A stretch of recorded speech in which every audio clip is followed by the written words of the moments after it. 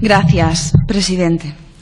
Pois, unha vez máis, traemos a esta comisión ou ao propio Parlamento de Galicia esta cuestión, evidentemente, a colación do conflito que están a sufrir as auxiliares do Hospital de Vigo con respecto ao conflito do transporte da roupa sucia. E o facemos porque, evidentemente, esta é unha consecuencia máis a tenor do que se está a vivir no hospital, da privatización de ter decidido esa colaboración público-privada no Hospital de Vigo. Nos levamos pelexando contra a mesma dende antes de que se fixera o propio hospital, cando se decidiu que este ia ser o método polo que se ia a construir non só, sino a explotar os servizos do Hospital de Vigo, e dende entón todas as mostras de ineficiencia desa xerencia privada, desa colaboración público-privada, nos teñen dando a razón de que era un elemento prexuicioso non só económicamente para a Xunta de Galicia, sino evidentemente de cara ao servizo que se presta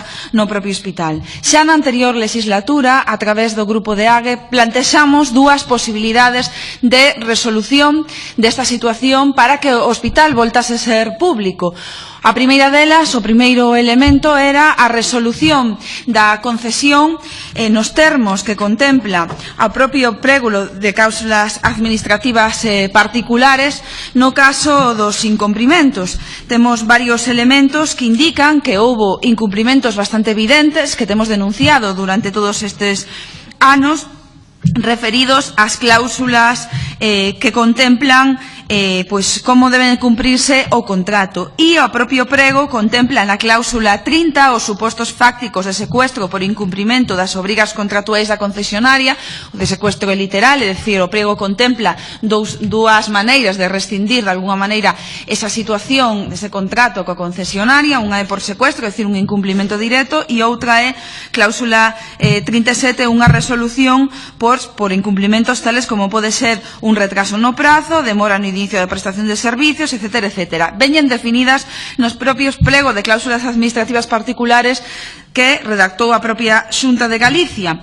Xa dixemos dende o inicio que se cumprían os prazos de entrega, que se cumprirá a financiación, que se cumpriran unha serie de elementos bastante obvios que dende o inicio fixeron que non se cumpriran os mínimos contemplados nese prego de cláusulas administrativas. A cláusula 7ª define o dereito a designar un representante permanente e o dereito de asistencia ás xuntanzas do Consello de Administración da concesionaria. A cláusula 7.6 define a obriga do concesionario de realizar auditorías, tampouco temos coñecemento dos resultados desas auditorías, e a cláusula 25 deses pregos define como se compón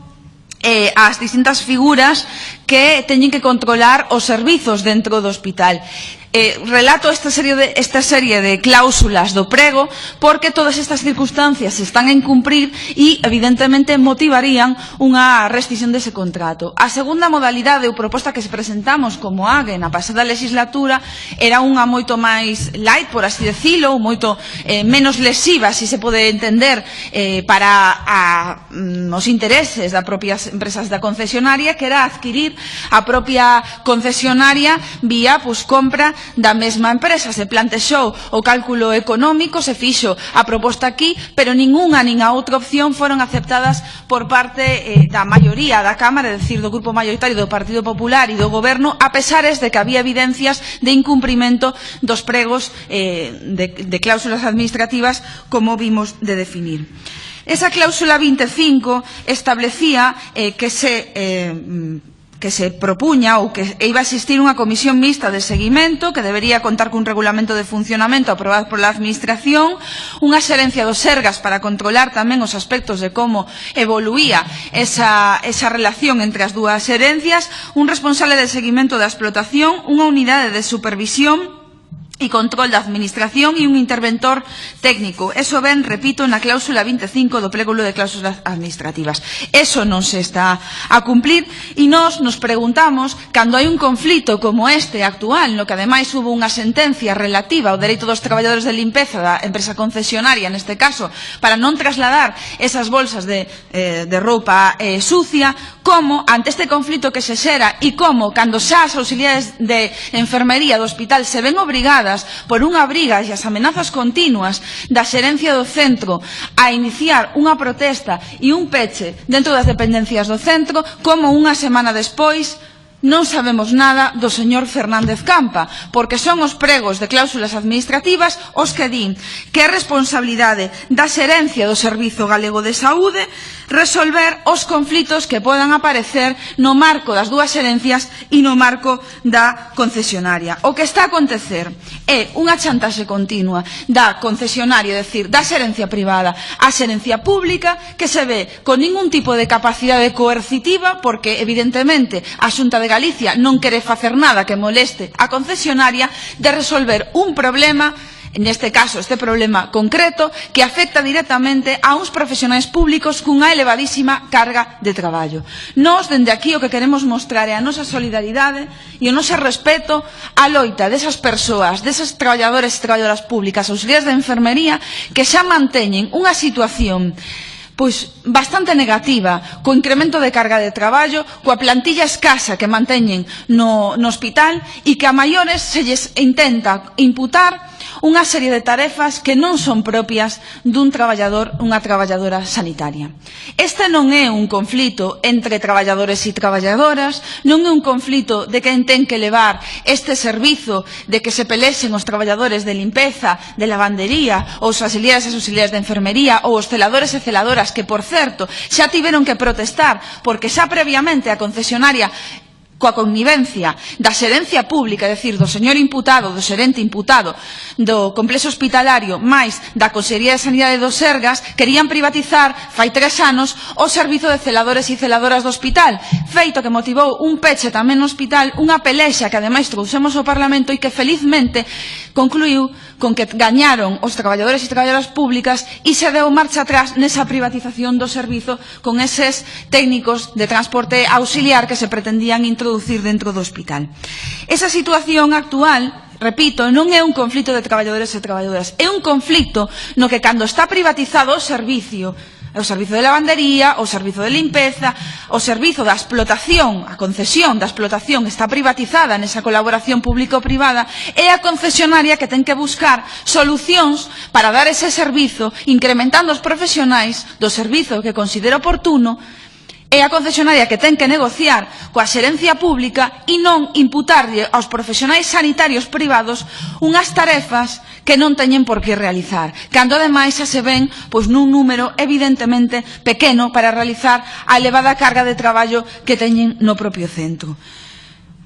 Isto é un exemplo, un elemento do que sucede cando se privatizan os servizos públicos e cando se privatiza a explotación dun hospital público. E evidentemente isto non sucedía, estas dificultades non sucedían cando tiñamos unha lavandería pública, eu traballei no hospital do Meixoeiro, cando tiñamos uns servizos públicos. Este tipo de problemas, evidentemente, sempre hai problemas na xestión que hai que solucionar por parte das xerencias, pero non existían este tipo de problemas. Se solventaban e se traballaban con absoluta normalidade. A realidade era que temos un hospital mal construído, no que ademais hai que mover roupa mollada porque as duchas perden continuamente e hai que poñer barreiras de roupa, é dicir, bolsas cun peso elevadísimo que pretenden que se carguen as mesmas auxiliares de enfermería que teñen que realizar os cambios posturais, os cambios de cueiros,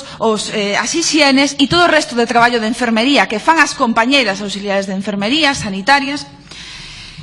nunhas condicións, reitero, que dende logo, dende o inicio, non foron as máis axeitadas. Nós insistimos dende o inicio. E xa non só decimos nós, é que a propia Unión Europea, que ademais, dende logo, non avale nin sequera un modelo socialista, porque dende logo hai un proxecto liberal para a Unión Europea, a propia Unión traslada que as colaboracións público-privadas son un negocio ruinoso para a administración pública.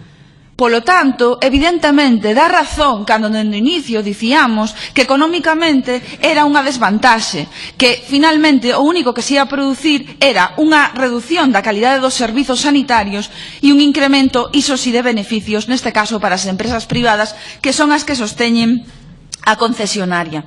E estes elementos fan que, vou rematar xa, non sexa inviable ningunha das propostas que fixemos xa na anterior legislatura e o estamos vendo no caso do País Valenciá con ese rescate do Hospital de Alzira, cando levamos un montón de anos dicindo que as PFI son unha ruína e solicitando que se rescatase o hospital. É posible, nos apuntamos dúas maneiras na anterior legislatura, os plegos de cláusulas administrativas indican precisamente cales son os procedementos que motivan esa resolución deses contratos e, dende logo, nós xa non indicamos cal é o método, pero consideramos que a Administración Pública ten a capacidade e os elementos necesarios para decidir cal é o método mellor e menos custoso para a Consellería de Sanidade e devoltar este hospital á sanidade pública. Máis nada por agora.